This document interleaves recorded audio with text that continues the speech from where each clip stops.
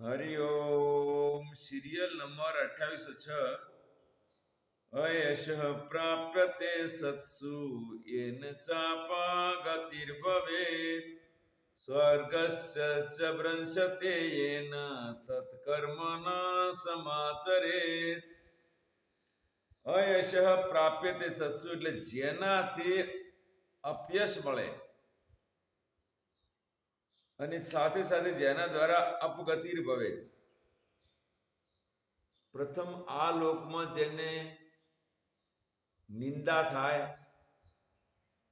અને મર્યા પછી પણ જેની શાસ્ત્રમાં બતાવ્યું છે એ પ્રમાણે દુર્ગતિ થાય. એટલે સ્વર્ગમાંથી પણ ભ્રષ્ટ થવું પડે, સ્વર્ગ તો એને મળે જ નહીં. તો આવું કર્મ ક્યારે કરવું જોઈએ નહીં. કર્મ કરતી વખતે કર્તાને ખૂબ વિચાર કરવો અને વિચારપૂર્વક કર્મ કરવું જોઈએ. કઠિનતા આવે તો પણ સત્કર્મ છોડવું જોઈએ નહીં. જેમ કે હરિશ્ચંદ્ર રાજા હતા, એમને પુત્ર જ્યારે શમશાનમાં આવે છે ત્યારે એમને ખબર પડે છે કે મારો પુત્ર છે અને તારામાંથી શમશાનમાં લઈને આવે છે. ત્યારે કીધું કે દેવી, પિતા તરીકે હું દુઃખી છું, પણ સેવક તરીકે મારી ફરજ છે કે તમે આનો ચાર્જ આપીને અગ્નિ સંસ્કાર કરી શકો. અને છેલ્લે જ્યારે તારામતીના વધની વાત આવી ત્યારે પતિ તરીકે ચંડાલ તરીકે એમને વધ માટે પણ તૈયાર થયા અને પોતાની ફરજનું પાલન એમને કર્યું. તો એ વખતે એમનો સત્યનો વિજય થયો. તો જે કાર્ય કરવાથી અયશ મળે એટલે નિંદા થાય અને પરલોકમાં એટલે કે મર્યા પછી પણ દુર્ગતિ થાય એવું કાર્ય ક્યારે કરવું જોઈએ નહીં. સિરિયલ નંબર 2808 સુભાષિત રત્નની અંદર કહે છે, વિશ્વાસ પ્રતિપન્નાનામ વંચને કા વિદગ્ધતા અંકમારુહ્ય સુપ્તાનામ હંતુ કિન્નામ પૌરુષમ.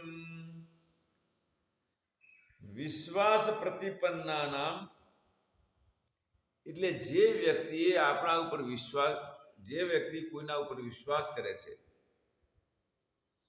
અને વિશ્વાસ કરે છે એના સાથે ઠગોબાજી કરવી કે ધોખાબાજી કરવી એ મોટી કોઈ કઠિનતા નથી. એને સાથે ધોખાબાજી કોઈ પણ કરી શકે છે. જેમ કે કોઈ વિશ્વાસપૂર્વક ઊંઘી ગયું છે, તો ઊંઘી ગયેલા વ્યક્તિના કદાચ મારી નાખવામાં આવે તો એ મોટી બહાદુરાઈ નથી, એ તો સાધારણ કાર્ય છે. માટે કોઈ વિશ્વાસઘાત કરે એ ખરેખર મોટું પાપ છે. વિશ્વાસઘાત ક્યારે કરવો જોઈએ નહીં. સિરિયલ નંબર 2810 ચાણક્ય નીતિમાં કહે છે, દૂરસ્થોપી સમીપસ્થો યો યસ્ય હૃદિ વર્તતે યો યસ્ય હૃદે નાસ્તિ સમીપસ્થોપી દૂરગઃ. દૂરસ્થોપી સમીપસ્થો યો યસ્ય હૃદિ વર્તતે. ભલે વ્યક્તિ દૂર હોય પણ પોતાના અંતઃકરણમાં જેની યાદ હોય એ ખરેખર દૂર નથી પણ નજીક જ છે. અને નજીક હોય પણ જેના અંતઃકરણમાં જેનું સ્થાન ન હોય તો એવો વ્યક્તિ નજીક હોવા છતાં પણ દૂર જ ગણાય, એ નજીકમાં ગણી શકાય નહીં. સિરિયલ નંબર 2811 ગણેશ પુરાણમાં કહે છે, સર્વેષામેવ શોચાનામ અર્થ શોચમ પરમ સ્મૃતમ યોર્થે શુચિ સહી શુચિર્ન મૃદારી શુચિ શુચિ. સર્વેષામ અપી શોચાનામ, બધા જ પ્રકારની પવિત્રતાની અંદર અર્થ શોચમ પરમ સ્મૃતમ. અર્થ એટલે ધન. ધનની શુદ્ધિ છે એ મોટા મોટી શુદ્ધિ કહેવાય. અને જે વ્યક્તિ ધનથી શુદ્ધ છે એ જે ખરેખર શુદ્ધ છે,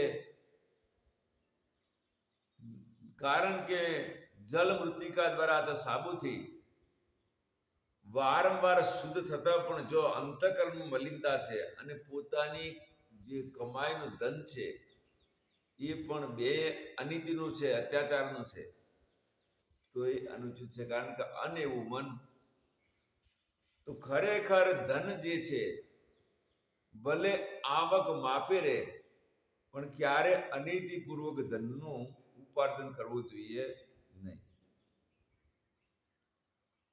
સિરિયલ નંબર 2812 મહાભારત શાંતિ પર્વમાં કહે છે, નાસ્તિ વિદ્યા સમમ ચક્ષુર નાસ્તિ સત્ય સમમ તપા નાસ્તિ રાગ સમમ દુઃખમ નાસ્તિ ત્યાગ સમમ સુખમ. નાસ્તિ વિદ્યા સમમ ચક્ષુર, વિદ્યા જેવો ઉત્તમ નેત્ર કોઈ નથી. કારણ કે નેત્રવાળો વ્યક્તિ પણ જો વિદ્યા ન હોય તો આજીવન એને મજૂરી જ કરવી પડે, સેવા જ કરવી પડે. કારણ કે વિદ્યા વગર એ વ્યક્તિ આગળ કોઈ નવો પુરુષાર્થ કે ધંધો કરી શકતો નથી. અને સત્યના જેવું કોઈ તપ નથી. કારણ કે સત્ય એક જ એવું છે જેમાં કોઈ સામગ્રીની જરૂર નથી. પોતાના જીવનની અંદર મન, વાણી અને કર્મથી સત્યનું આચરણ કરે. મન, વાણી, કર્મથી જ્યારે સત્યનું આચરણ કરે તો આ એક મોટા મોટો તપ છે. અને બાકીના જે તપ કરે છે, જપ, માળા, ધ્યાન, પણ કદાચ મન, વાણી અને શરીરમાં જો અસત્ય આવી જાય તો એને દૂષિત કરી દે છે. નાસ્તિ રાગ સમમ દુઃખમ, રાગ એટલે તૃષ્ણા, આ પ્રાપ્ત કરો, આ પ્રાપ્ત કરો, એના જેવું કોઈ દુઃખ નથી. એના જેવું દુઃખ ન હોવાથી